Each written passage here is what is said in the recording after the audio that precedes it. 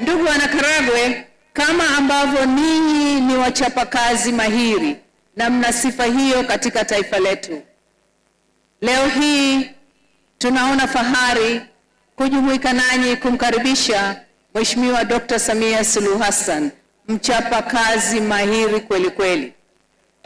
Na hapa imeelezwa na ninyi wenyewe mnathibitisha hilo. Tukitizama uwanja huu, na Dr. Kakuru ametueleza kwamba hapa ni eneo dogo, ni sehemu ya kijiji, na kwamba ninyi nyote mnatoka maeneo haya. Tizama uwanja ulivyosheheni. Kagera oye, Kyerwa oye, Karagwe oye.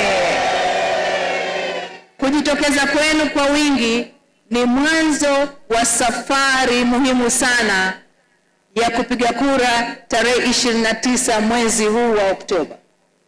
Kura mtakayokwenda kuipiga tarehe 29 Oktoba ni kura ya kuthibitisha uongozi wa Chama cha Mapinduzi.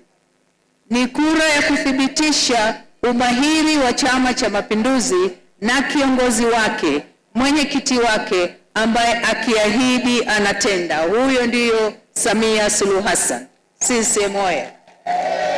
Dr. Samia Suluhu Hassan si mtu wa maneno mengi, ni mtu wa vitendo, na yameelezwa hapa na wenzangu waliozungumza.